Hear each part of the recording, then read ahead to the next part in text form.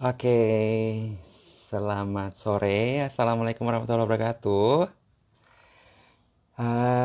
Buat ayah bunda, sekarang saatnya jam sudah menunjukkan 15.59. Dan nanti jam 16 kita akan mengadakan live Instagram. Kebetulan hari ini kita live Instagram bersama eh, seorang yang luar biasa, seorang yang dulunya menjalani sebuah perjalanan yang luar biasa, perjalanan terapi dan eh, stimulasi yang saat sekarang ini namanya Mbak Gardi. Nanti kita akan tunggu apakah sudah masuk Mbak Gardinya.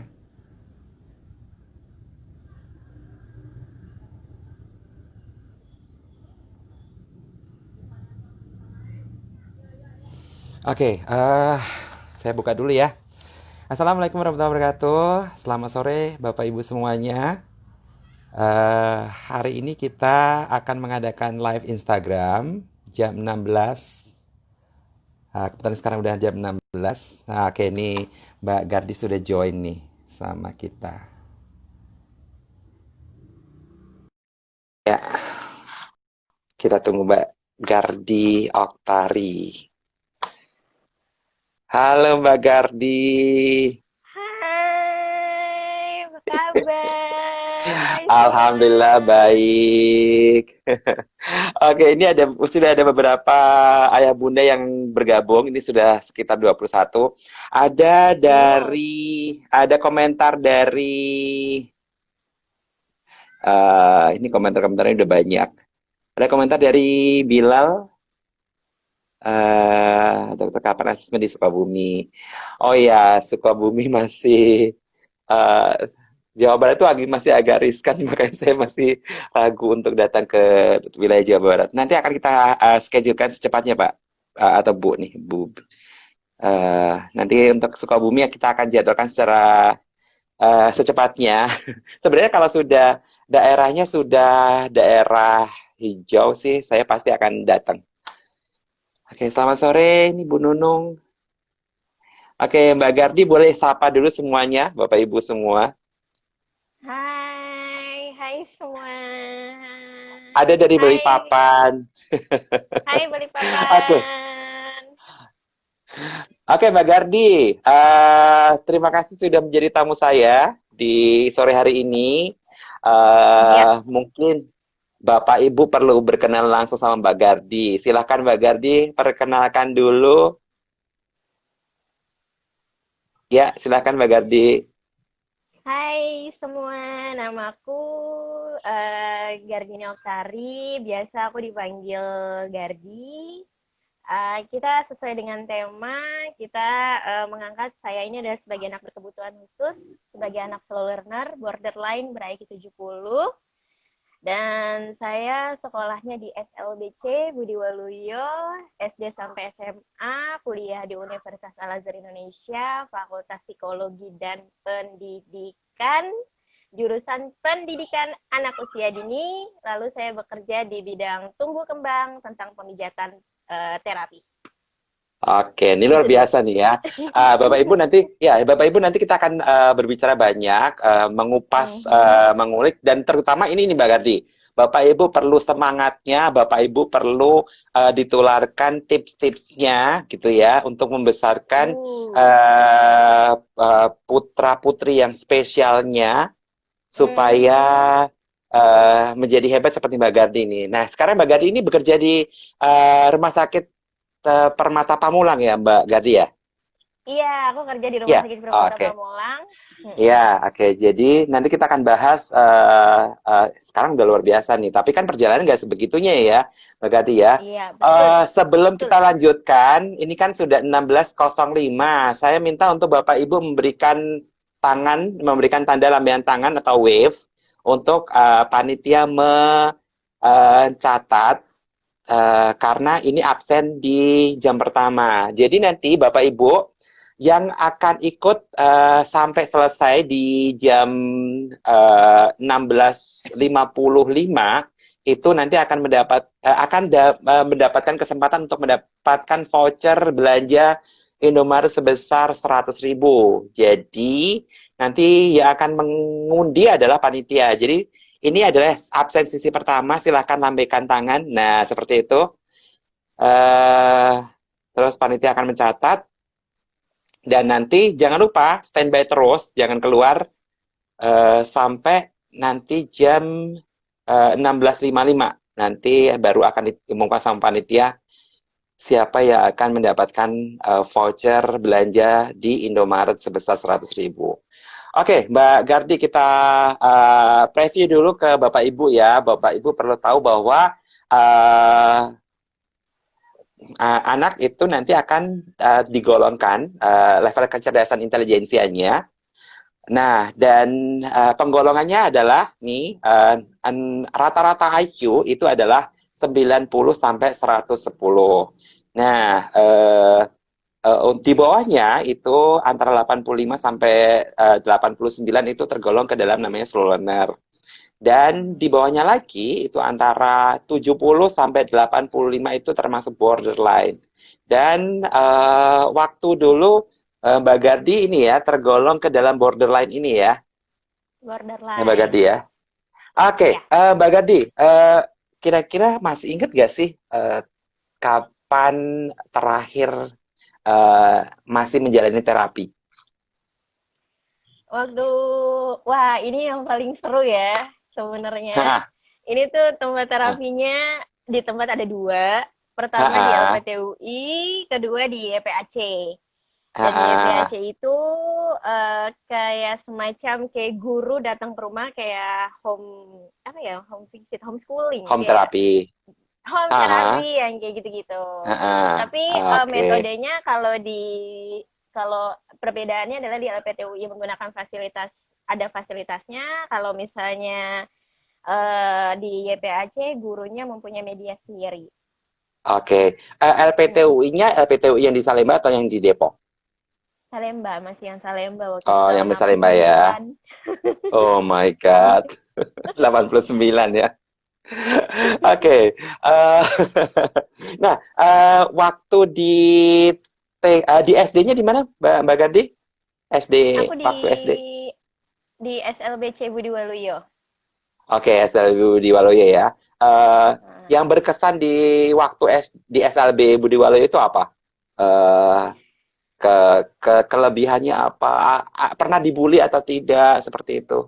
Gimana? Kalau di SLBC Budi Waluyo, alhamdulillah di situ kayak tempat terapi buat saya ya, tempat terapi, dan saya belajar nulis, belajar megang pensil, belajar mewarnai, seni, terus bermain alat terapi, alat permainan edukatif yang dari kayu itu, terus ngitung matematika, bacanya masih ngedikte ya waktu itu ya, A B gitu kan, dan harus ngomongnya harus kenceng yang sesuai dengan kayak terapis lakukan lah, karena mereka guru-guru PLB yang benar-benar profesional banget, dan mereka ekstra sabar banget, jadi ya tahu persis gimana keadaan kami sih. Kami nggak pernah ada bully di situ karena masing-masing mereka mempunyai karakter sendiri, mereka unik sendiri, dan mereka punya kepribadian mereka sendiri. Jadi kami masing-masing, tapi mereka di situ semua adalah seorang anak slow learner, walaupun mereka ada autism, ADD, ADHD, atau something yang lain lah gitu. Ya, makanya kita perlu tekankan kepada Bapak Ibu semuanya bahwa lingkungan itu sangat penting. Lingkungan yang kondusif, lingkungan yang memberikan chemistry, lingkungan yang mensupport, lingkungan yang tidak ada bully di situ, itu adalah tonggak pertama yang akan membuat anak-anak hebat, anak-anak spesial ini berkembang dengan baik. Dan alhamdulillah Mbak Gardi mendapatkan lingkungan yang seperti itu ya. Ya. Nah, dari SD ke SMP LB berarti ya? Iya. Cerita di SMP seperti apa? Kalau di SMP sih seperti biasa ya, kayak anak remaja yang lainnya gitu. Cuma mungkin kurikulumnya agak sedikit berbeda dari kurikulum SMP negeri yang lainnya atau swasta yang lainnya, karena SMP LB itu Mm-mm.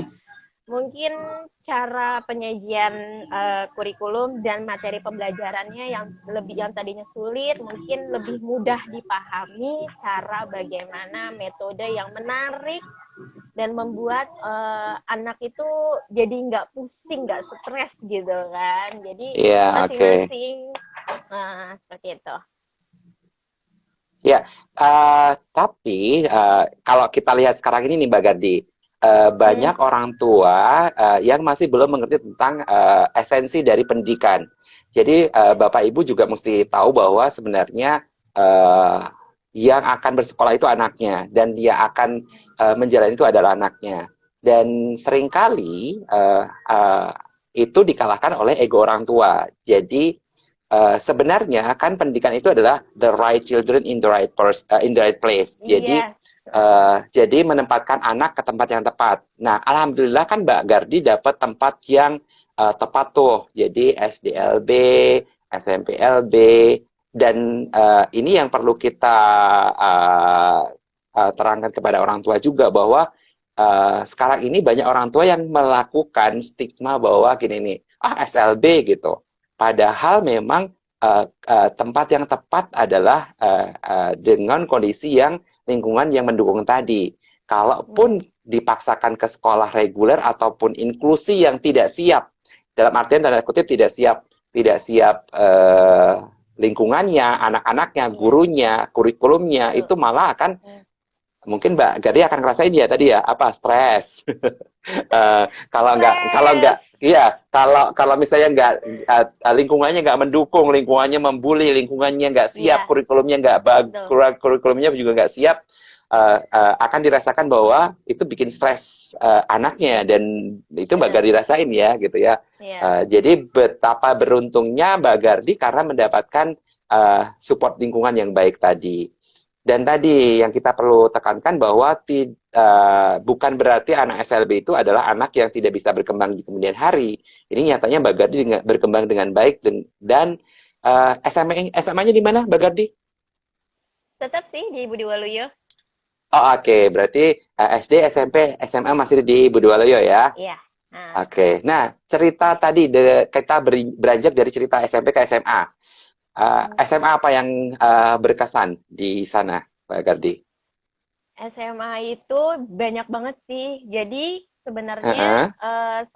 SMA itu adalah bahasanya gini, mereka guru-guru itu lebih sering menunjuk saya sebagai kalau ada acara di sekolah itu Heeh. saya selalu terdepan ya, Gardi yang harus Oke. ada di situ karena Heeh. ternyata Gardi adalah orang yang bisa mampu memahami bagaimana cara mengkomunikasikan yang jauh lebih bisa memahami kondisi. Sebenarnya sekolah itu seperti ini loh gitu dan karena kondisinya adalah ternyata teman-teman Gardi yang lain itu Mm-mm. kurang bisa gitu. Jadi Gardi yang harus bisa mewakili mereka untuk ini loh sekolah SLB Budi Waluyo walaupun anak-anak slow learner tapi ada kok yang bisa di depan ngobrol dan bisa menjadi icon di sekolah. Nah, ini Bagardi ini ikonnya gitu. Jadi kalau sekolah selalu bilang, Bagardi aja yang pidato, Bagardi aja yang ngisi acara, Bagardi aja yang ngisi tim pramuka. Jadi semuanya jadi Bagardi semua. Oke, kan aku Uh-uh. pernah lihat foto-fotonya Mbak Gadi waktu prestasi-prestasinya tuh. Nah, mungkin bisa diceritain nih sama para ayah bunda di sini, gitu ya, bahwa anak dengan IQ 70 pun itu bisa mempunyai prestasi yang banyak gitu ya. Jadi kita tidak akan selalu memandang kelemahan anak, tapi juga potensi-potensinya anak itu Iya, digali gitu ya. Nah, iya. Mbak Gadi ceritain dong prestasi-prestasi Mbak Gadi waktu dulu. Jadi di SD-nya gimana, di SMP-nya gimana, di SMA-nya gimana. Termasuk itu tuh yang menari dan seterusnya tuh. Oke, silakan Mbak Gardi. Jadi Gardi ini adalah bagian dari kecerdasan kinestetik. Jadi lebih cenderung ke Gardi kecerdasan kinestetik itu adalah kecerdasan kinestetik itu menari, bergerak, apa ya, motorik kasar ya, motorik kasar. Ya, oke, tunggu sebentar.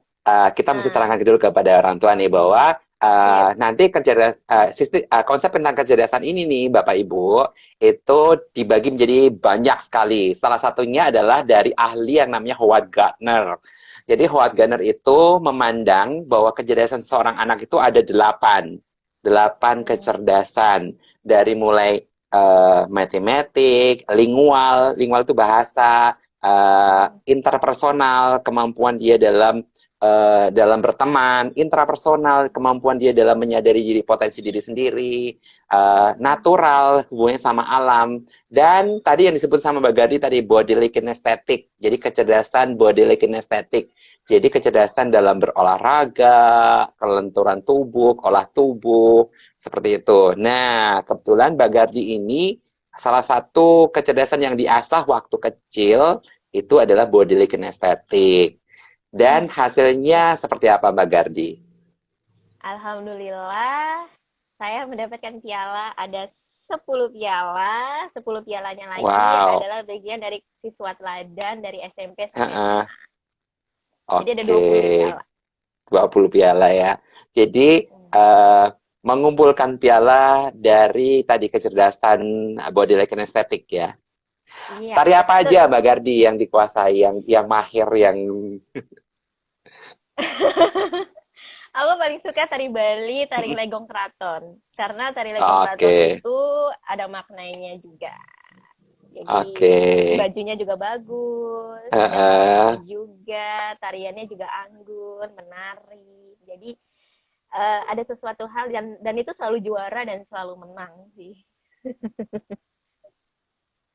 Ya. Itu yang luar biasa. Dan kalau udah melihat Mbak Gardi menari itu udah wih, keren banget. Dan itu waktu belum pakai jilbab ya waktu itu ya, Yes, that's right. ya Ya Mbak Gardi ya. ampun, Batru tahu aja. Iya, iya, Ya betul, karena betul, betul, betul. jadi Bapak Ibu perlu tahu bahwa kalau kita ketemu itu jauh sebelum Mbak Gardi pakai jilbab. Ya jadi em, masih dengan kelincahan, kelucuan Masih belia, sampai masih sekarang belia. sudah sukses seperti ini ya. Oke, setelah SMA Mbak Gardi melanjutkan ke Universitas Al Azhar, Ya, ngambil betul. tadi ya psikologi dan pendidikan. Pendidikan. Oh, pendidikan, oke. Mm-mm. Suka dukanya apa Mbak Gardi waktu belajar di kuliah? Kesulitannya apa? Bagaimana cara mengatasi kesulitan gitu? Suka dukanya apa? Yuk. Kalau di Universitas Al Azhar Indonesia suka dukanya adalah saya pernah dibully juga. Contohnya Terus seperti apa, Mbak saya Gardi? Contohnya. jadi tuh kayak pernah waktu itu Hmm. ada satu materi yang buat materi tentang permainan, permainan. Ah, Terus itu ah, kelompok, itu tim mm-mm, bermain gitu kan. Terus abis itu saya ngebantuin saya ngebantuin tim, ada salah satu teman yang nggak suka cara cara cara aku gitu kali ya, cara saya mm-mm, gitu, entah sesuatu hal apapun itu, kayaknya sepertinya mm. apa ya, kayaknya dia tuh Gardi kayaknya nggak bisa ini deh, ini hasilnya jelek banget setelah Gardi melakukan ini gitu. Jadi pernah juga melakukan itu dan malah dibulinya waktu di kampus sih gitu. Walaupun itu bulian verbal yang cukup saya merasa bahwa oke, ini pembelajaran buat saya bahwa nanti saya akan ketemu lingkungan yang luas dan saya akan ketemu yang bulinya mungkin jauh lebih parah dari ini gitu kan. Ini baru seberapa loh Gardi. Jadi um, paling ya nikmatin aja waktu itu, pokoknya yang penting fokus untuk ayo kita kuliah di situ, dapat nilai yang terbaik, yang hasil yang baik sehingga kamu bisa jadi orang yang terbaik sih, paling gitu. Oke, ini Kalau ada untuk komentar dari akun Instagram baby_, ya. Ini temanya apa, hai. Dok? Temanya adalah perjalanan menjadi anak spesial yang akhirnya mencapai prestasi. Dari Hmm. Viviku, Hmm. Mbak Gardi berkebutuhan khususnya apa ya? Berkebutuhan khususnya dalam kecerdasan. Jadi IQ-nya 70 termasuk ke dalam namanya borderline. Jadi IQ-nya di bawah rata-rata. Lalu bagaimana Gardi untuk mengatasi bully? Nah, ini nih pertanyaannya. Mbak Gardi gimana cara mengatasi bully tadi? Sebenarnya support sosial apa, siapa dan apa yang akhirnya menguatkan Mbak Gardi? Akhirnya intinya kembali adalah Mm-mm. positive thinking, mindset, dan berpikir bahwa setelah dari saya melakukan kampus, saya berpikir anak-anak ABK berikutnya adalah setelah saya harus jangan sampai itu terjadi kepada orang lain. Jadi sehingga saya yang kekuatannya itu adalah saya harus bisa berjuang sendiri. Itu sih Oke, berarti intinya. memberikan ini ya Mbak Gardi ya, memberikan pemahaman terhadap diri bahwa eh, ini belum seberapa. Tadi Mbak Gadi bilang ya, ini belum seberapa di luar sana mungkin akan mendapatkan hal yang lebih lebih lagi gitu ya Mbak Gadi ya. Iya, Dan betul, betul, betul. itu yang menguatkan Mbak Gadi untuk lebih menjalani perjalanan di perkuliahan tadi, gitu Iya, ya. betul. Oke. Mbak Gadi, waktu waktu di Al Azhar sebenarnya siapa yang paling berperan dalam support Mbak Gardi? Ya, pasti sih pertama orang tua Heeh, ya, orang heeh, tua. Karena pertama IPK saya waktu semester 1 itu saya dapat 2, sekian lah, dosanya 2,75, 2,85 lah. Itu dekatnya heeh. 2 gitu. Sedangkan teman-teman yang lain itu dapat 3, dan mendapatkan Mm-mm. nilai yang terbaik gitu. Dan setelah saya mendapatkan nilai 2, saya seolah-olah saya sedih gitu.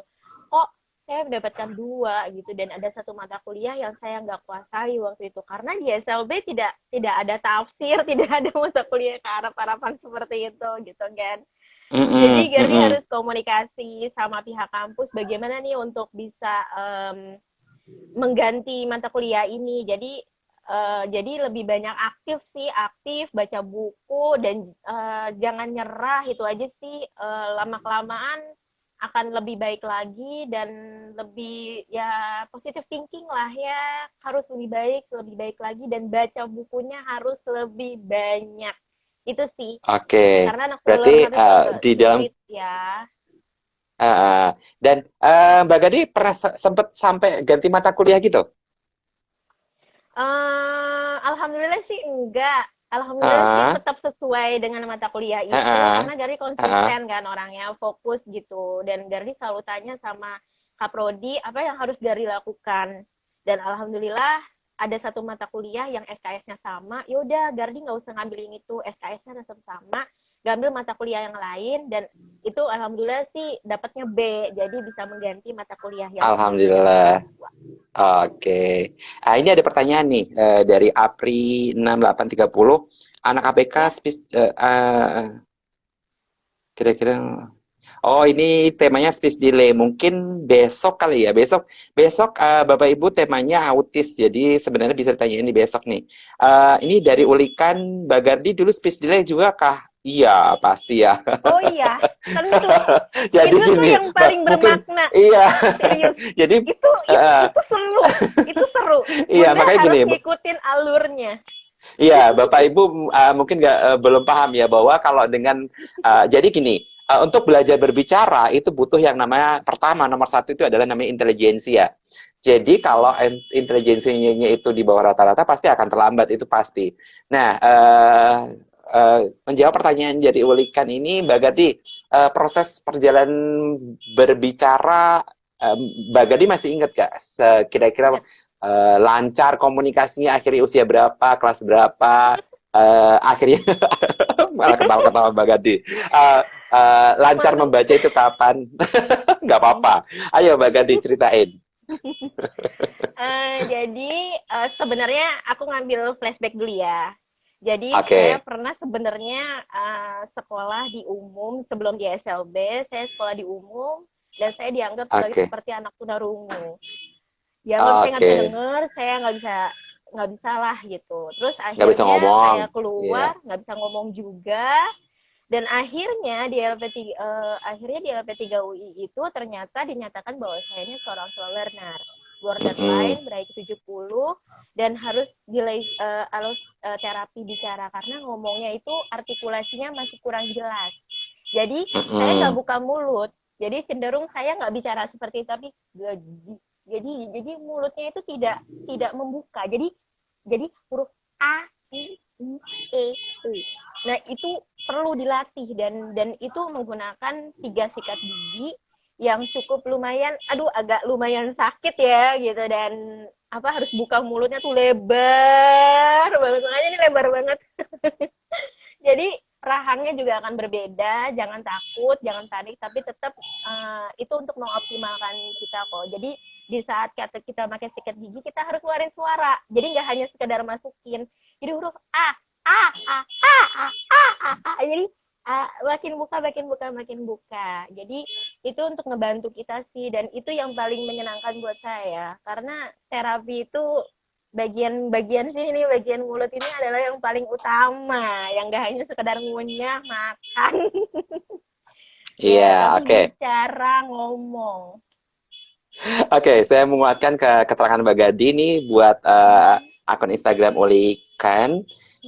Jadi tadi bahwa anak dengan borderline yang ber-IQ 70 tadi itu di masa kecil mempunyai karakter biasanya adalah ragu-ragu, takut. Jadi takut dengan lingkungan sosial gitu ya, karena merasa tidak mampu, merasa nggak bisa gitu. Nah, akhirnya berdampak pada satu pasti keterlambatan berbicara. Yang kedua adalah memang akhirnya oral motornya, motorik oralnya itu tidak berkembang dengan baik gitu ya. Nah, motorik oral itu dari mulai otot sampai sensori sampai otot. Nah, itu berfungsi pada untuk 5 hal. Kemampuan untuk meniup, kemampuan untuk menyedot minuman, kemampuan untuk menggigit makanan, mengunyah makanan, menelan makanan, dan tadi endingnya adalah berbicara.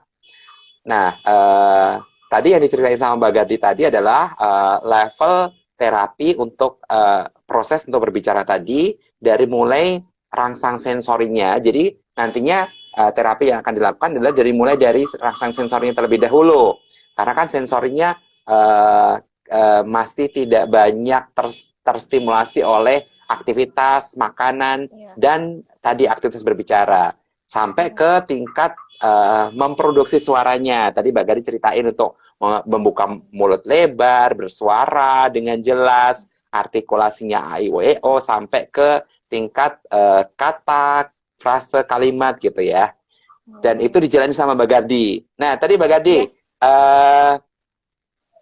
ini ada pertanyaan juga nih dari Swadi UAI. Apa yang berkesan ketika kuliah di Prodi PG PAUD di Universitas Al-Azhar Indonesia UAI? Ini kayaknya orang. Anak Al-Azhar nih kayaknya ya. Oke, apa yang Maaf, berkesan nih? apa ya? Yang berkesan adalah di Prodi UAI itu Fakultas Psikologi, yang terutama ya PAUD, karena PAUD itu juga dosen-dosennya juga membantu saya untuk terutama tuh tentang pendidikan anak luar biasa. Waktu itu Prof. Reni Akbar Hawadi, dosennya gitu kan. Jadi Gardi tuh tahu, oh siapa? saya ini Siapa Mbak Gadi?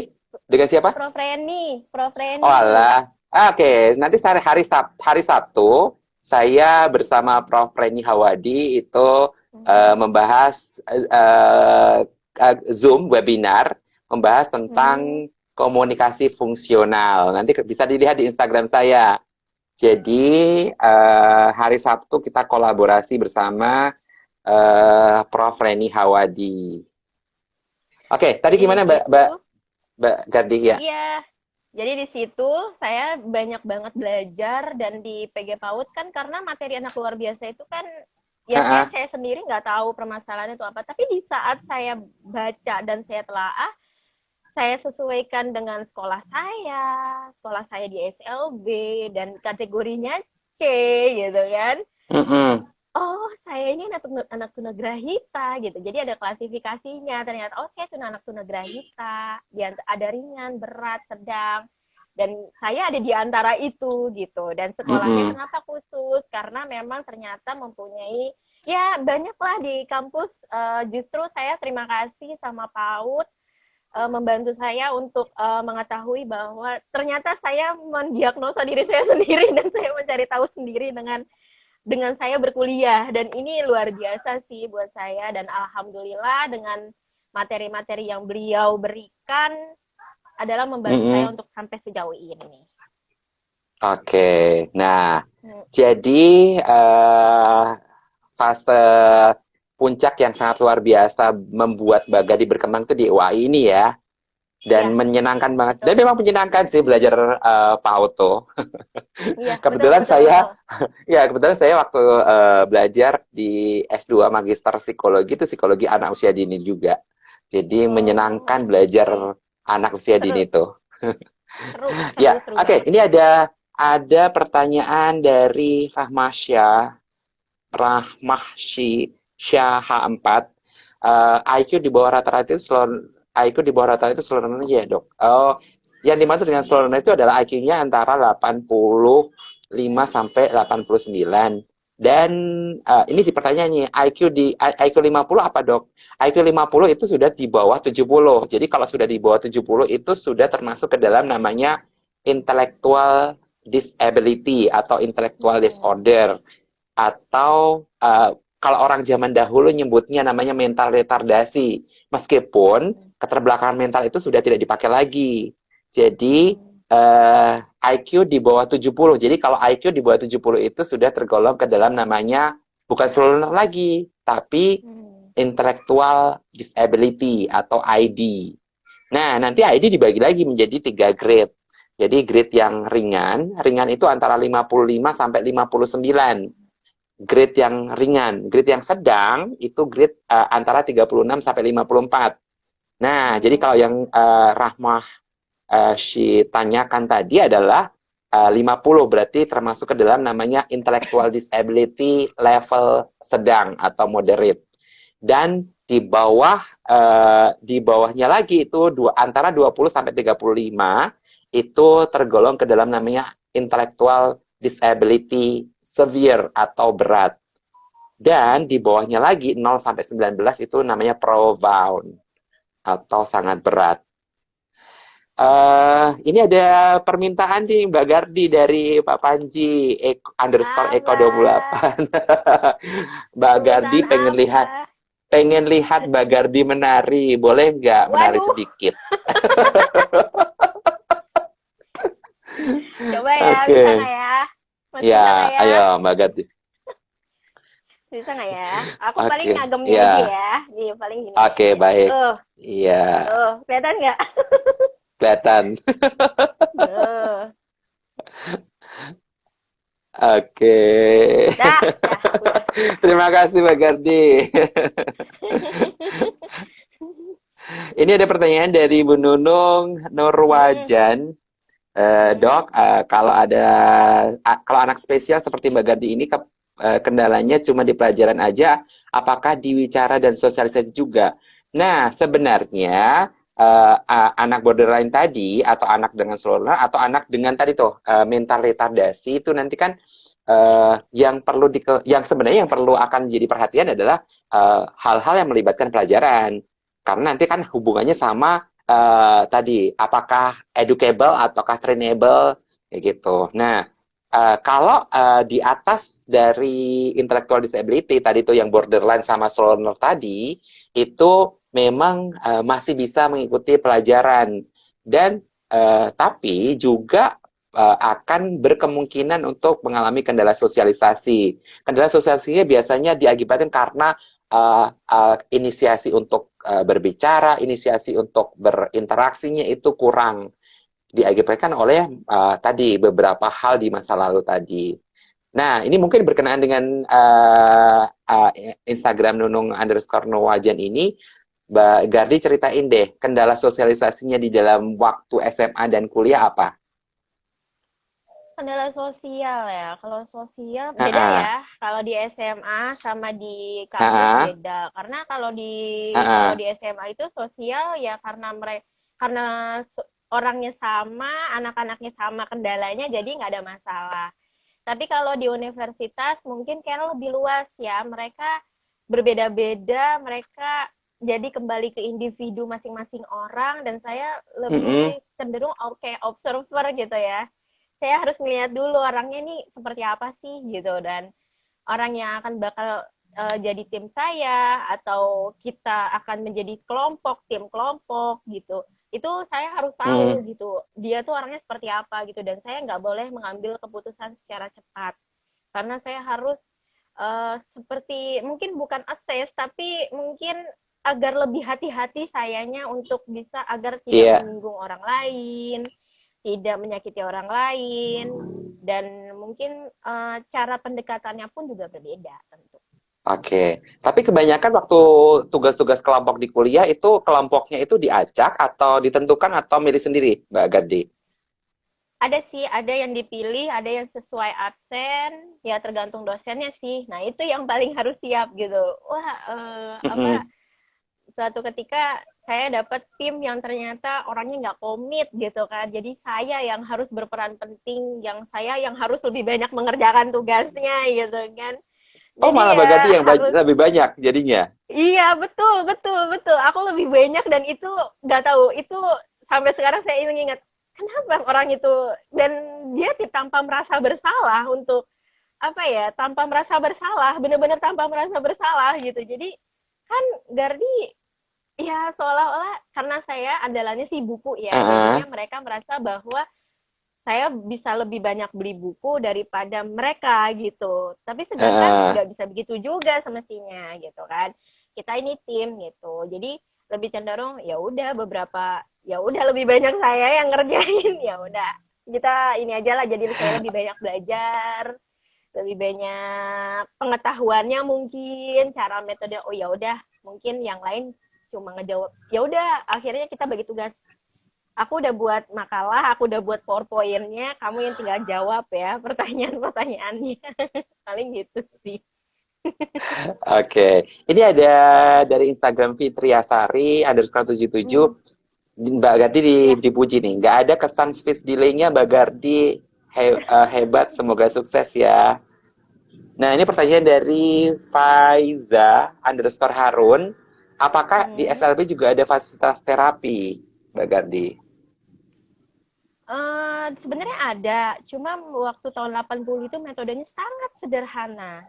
Jadi mudah yang dipahami, dan caranya juga metodenya tidak seperti klinik tumbuh kembang yang semestinya gitu. Kalau biasanya Iya. kalau kemandirian itu ada tempat tidurnya gitu kan.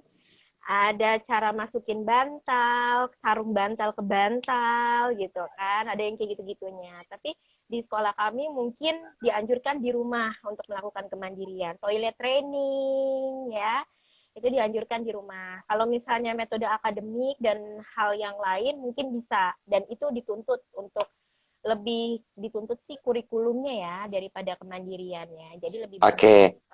akademiknya.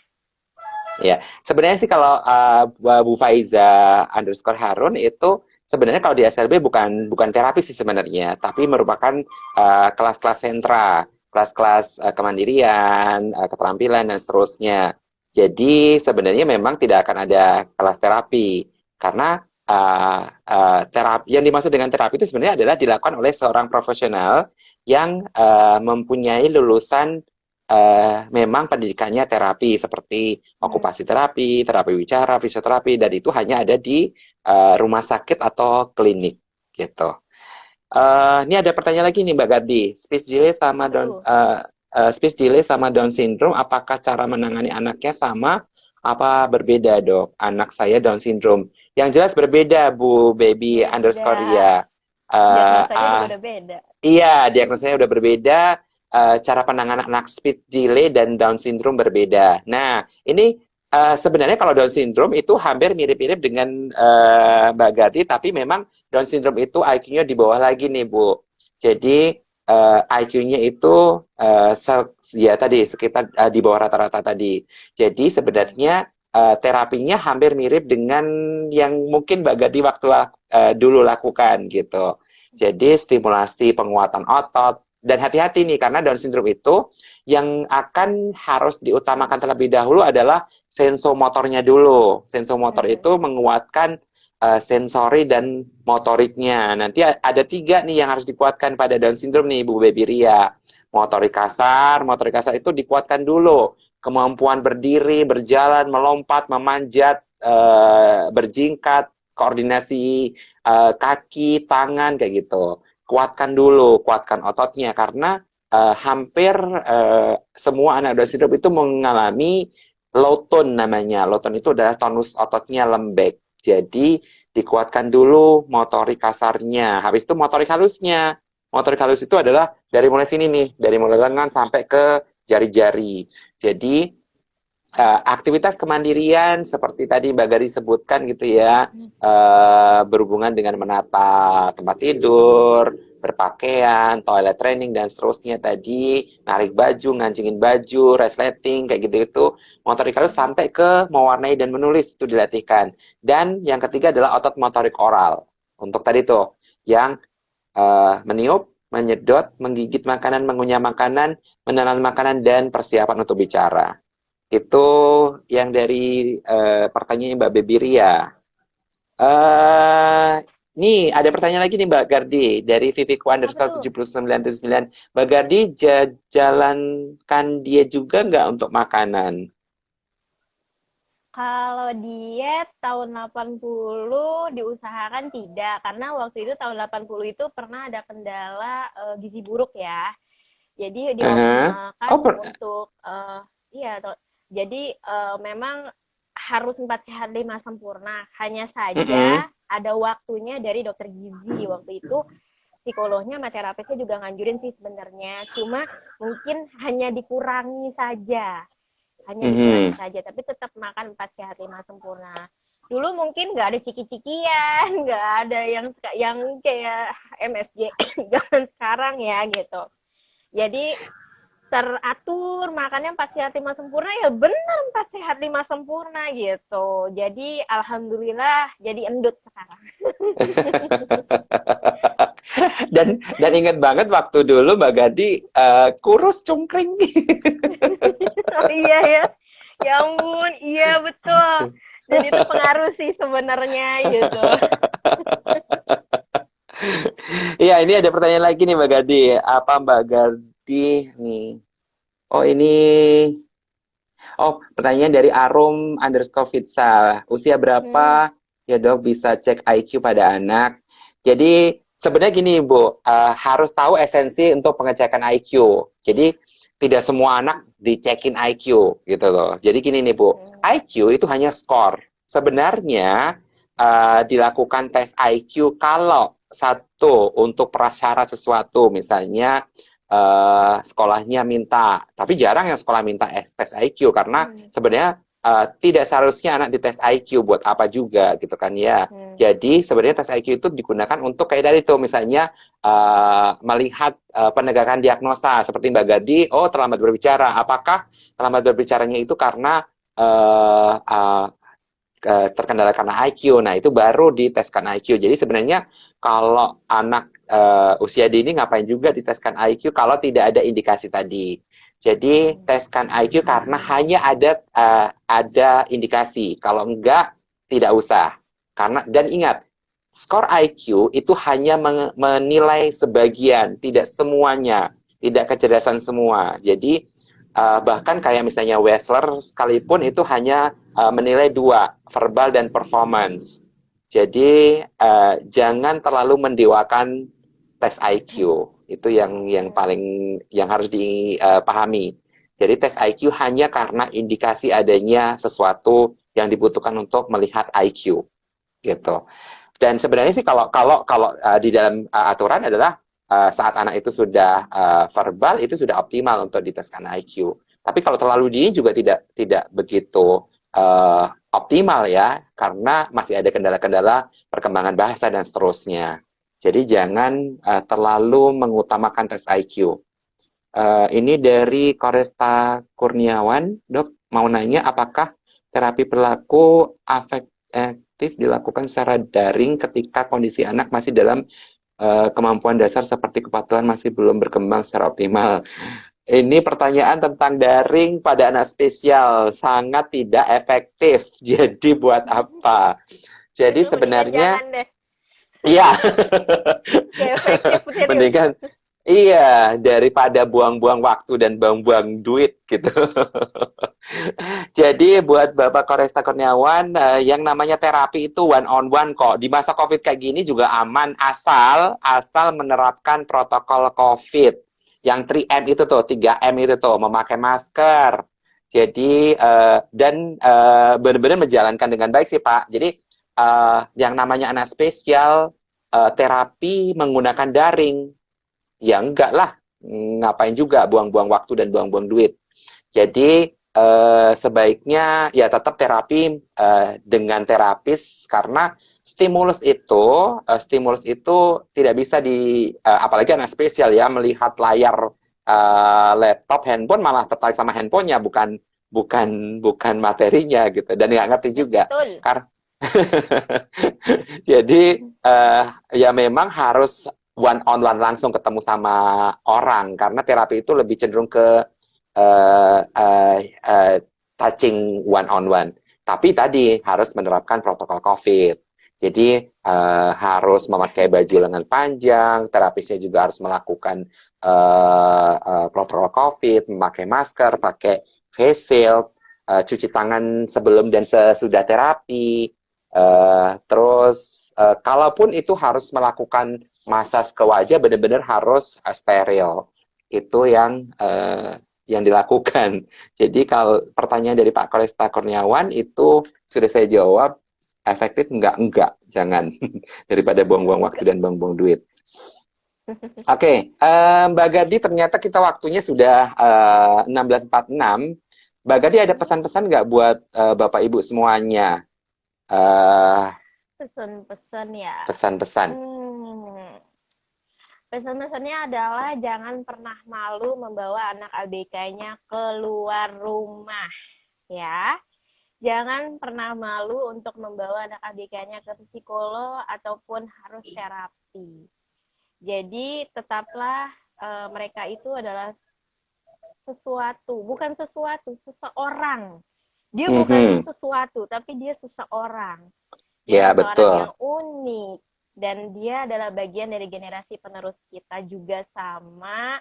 Untuk bisa mengoptimalkan ya, jangan pernah malu untuk membawa mereka untuk keluar rumah, mau mereka beraktivitas apapun, walaupun mereka harus mesti belanja, ya kan? Ajarin aja mereka untuk belanja, ya kan? Beli telur, atau dikasih tahu mama beli tomat, atau hal apapun gitu kan.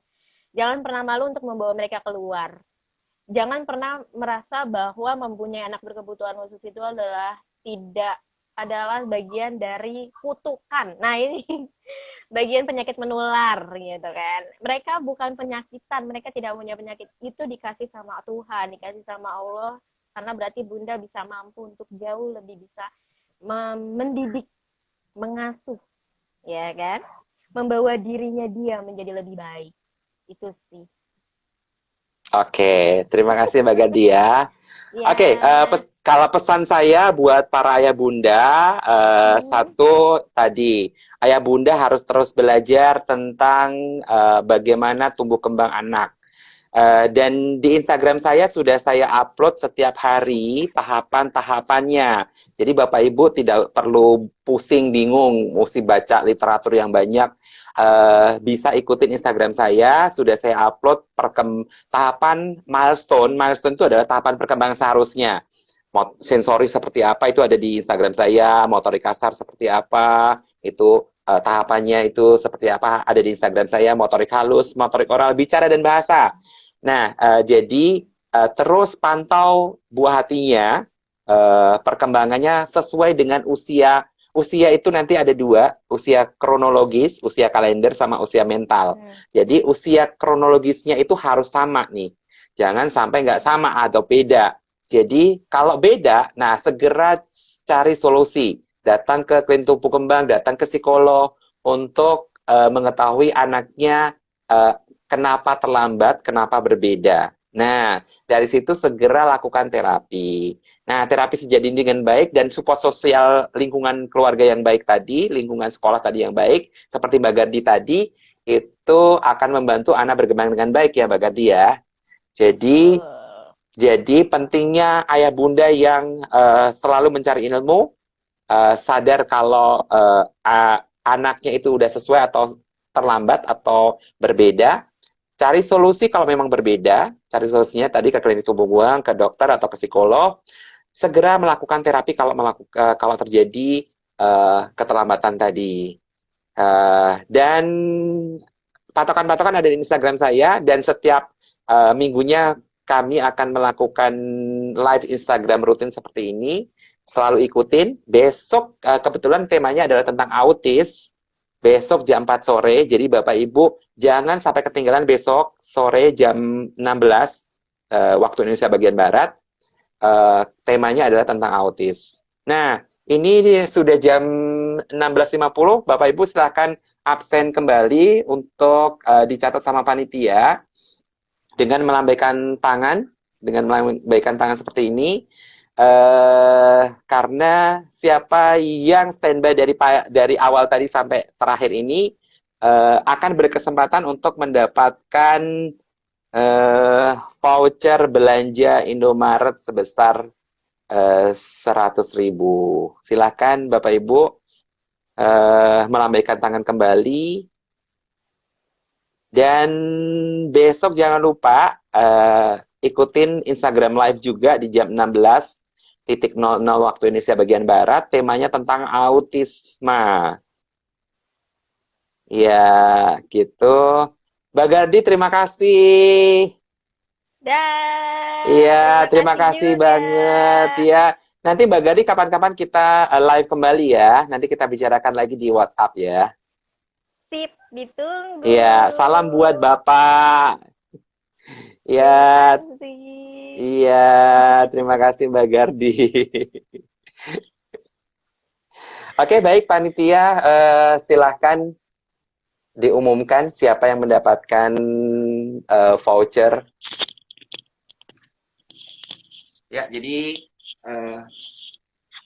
ya, yang mendapatkan voucher adalah Gita Rahmawati 2. Jadi bagi yang pengguna akun Gita Rahmawati 2, silakan DM ke akun T_Gunadi. Terima kasih. iya, jadi pemenang voucher belanja Indomaret sebesar 100.000 sore hari ini adalah pemilik akun Instagram Gita Rahmawati 2. Nah, bagi pemilik akun Instagram Gita Rahmawati 2, nanti silahkan DM ke saya, direct message ke saya, nama, alamat, sama nomor WhatsApp-nya. Oke, Mbak Gardi, terima kasih. Sampai ketemu lagi. Iya. Terima kasih. Sampai jumpa kembali, Bapak Ibu semuanya. Sampai jumpa. Sampai ketemu. Bapak Ibu Iya, semua. sampai ketemu besok sore. Assalamualaikum warahmatullahi wabarakatuh. Assalamualaikum, waalaikumsalam.